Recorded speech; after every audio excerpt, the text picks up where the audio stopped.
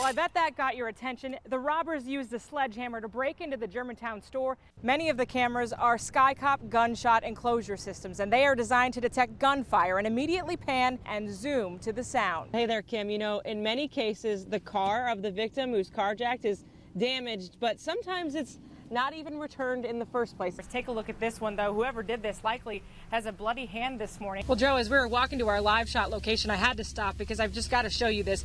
This is a truck that two people were inside. The tornado lifted this truck, a tree hit the windshield, and miraculously these folks got out with not even a scratch. They found him in a trash can. Yeah, a trash can. You heard me right. This is the video shot by a Germantown police officer at this very location at Gristmill Cove. First and foremost, don't leave packages inside your car. Most students look forward to recess. In fact, some of them say it's their favorite part of the day, but students at Brownsville Road Elementary have been barred from recess in order to work on academics. According to the indictment, Johnson, who was a nanny for an 8-year-old in a wheelchair, is accused of pouring massive amounts of salt down the boy's gastric tube, essentially poisoning him. So just how big is this painting? Well, to give you perspective, I'm about 5'5", and this is what I look like standing in front of it. This may be the best seat in the house on Beale Street. The view from 42 50-inch monitors inside the Memphis Police Department's real-time crime center, award-winning technology rarely seen by anyone outside MPD. The cameras are above the officer's view, so they do see things that the officers may not see because they're a part of the crowd. The WMC Action News 5 investigators were given exclusive access to the 70-plus cameras pointed at or near Beale Street and the downtown entertainment district, where, according to the Downtown Memphis Commission, 10 million tourists and locals alike eat, play, and party annually. It's as safe to go to Beale Street as it is to go anywhere else in this town. Some could say safer. Police records obtained by the WMC Action News 5 investigators show 7 aggravated assaults between May 2014 and May 2015 on Beale Street. 7 over 52 weeks. Misdemeanor simple assaults were reported 58 times. The number of other incidents, drug offenses, domestic violence, pickpocketing, and disorderly conduct, even fewer. On weekends and large events, you're going to have 70 to 100 officers down here. But 70 to 100 officers for 5,000 people that are on Beale Street alone.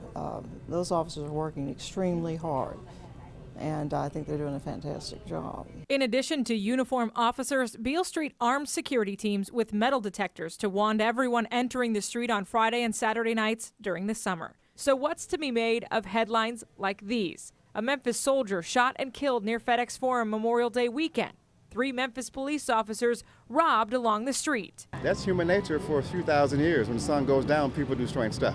On Beale Street, the majority of violent crimes occur long after the sun goes down, between midnight and 4 a.m., late Saturday into early Sunday. I live and work downtown. My wife and I and kids go around Beale Street all the time, but we don't go in back alleys at 2 in the morning with $700 in cash without any cameras or witnesses. And chances are, if something serious does occur on or near Beale Street, these cameras will send first alert. Many of the cameras are SkyCop gunshot enclosure systems, and they are designed to detect gunfire and immediately pan and zoom to the sound. It's best demonstrated by this video on YouTube. And hopefully, by doing that, it'll zoom in on the person that fired the shot, and we can get a good facial shot of that person. That's how police captured these images on Memorial Day, when just after midnight, soldier Calvin Wilhite was shot and killed after an argument with 2 other men. Police have not released the actual video, but the WMC Action News 5 investigators were allowed to see it, and the SkyCop camera clearly recorded the man accused of pulling the trigger that night. Cameras are everywhere downtown. So, you know, I'm saying that downtown really is the safest part, and people need to know that. To plan the safest experience on Beale Street, consider this. Most of the problems occur after midnight Saturday between people or groups who know each other, and most involve alcohol. People are not thinking properly, and they get angry, tempers flare, and that happens in any entertainment district. Drink responsibly and know when to leave, because cops and cameras are only part of what keeps crime down on one of the country's most famous streets. When you mix alcohol and a large group of people together, then and then you throw in a temper tantrum or you start insulting somebody, then you're asking for trouble. For the WMC Action News 5 investigators, I'm Lauren Squires. Well, Joe, as we were walking to our live shot location, I had to stop because I've just got to show you this. This is a truck that two people were inside. The tornado lifted this truck, a tree hit the windshield, and miraculously these folks got out with not even a scratch. But take a look at some of the video we shot when we first arrived here along Highway 7. This road was blocked off for several hours, and we watched ambulances leave the scene as emergency crews went back to the scene. Even saw several tow trucks towing cars like the one I just showed you. LeJohn Curry says his home was completely destroyed. His mother and his sister were inside at the time of the tornado as it came through, and he says they're just lucky to be alive tonight. I just thank God that they still here. I just thank God. It wasn't about the house. It was about my family, and that was the most important thing to me. And just being able to see it, you know, it's the hardest thing to take in. But I got one blessing, and that's my family. My family's still here with me.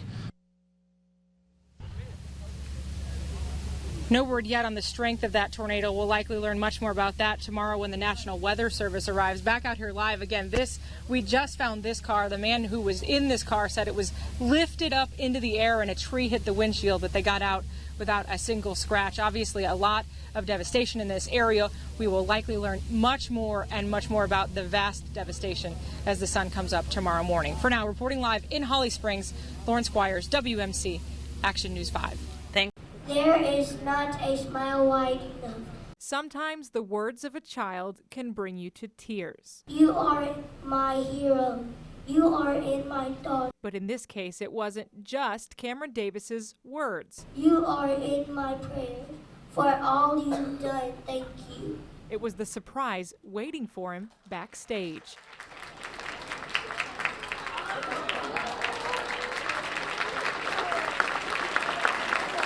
Cameron's dad, Roderick Davis, has been deployed since the second day of school with the U.S. Air Force.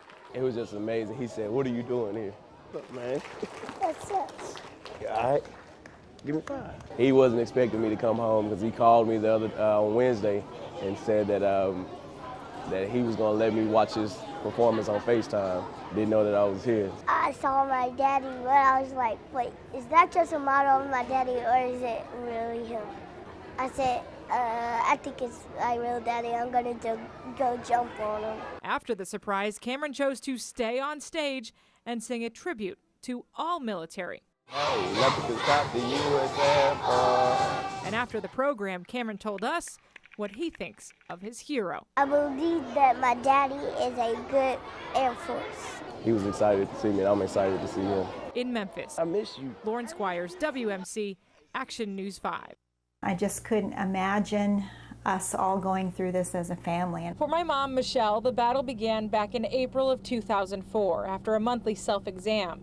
At the time, just a few months before my high school graduation, she didn't want to make a deal of it until my father encouraged her to go to the doctor. When the doctor delivered the words, "You have breast cancer," you know, everything just sort of went gray around me. I couldn't imagine. She was just 42 years old and had just lost her own mother to the disease 6 months before that.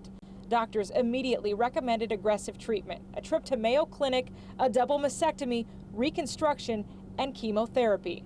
I was filled with fear and was really afraid to sort of plan for my future. But she covered up that fear with strength that I later found out mostly had to do with her faith, and somehow it worked. If it had not been for my family's strength, if it had not been for my friends rallying around me, they became my strength. 11 years cancer-free, the month of October, Breast Cancer Awareness, is a reminder of the importance of early detection and awareness. Even after testing negative for the breast cancer gene, she encouraged me to get my first ever mammogram last year.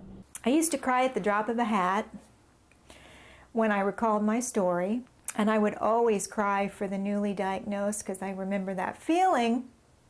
I thought until this very moment that I didn't cry anymore, but obviously I still do.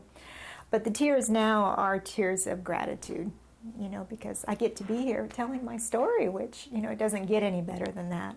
It sure doesn't. Thanks, Mom, for teaching all of us to believe. In Memphis, Lauren Squires, WMC Action News 5.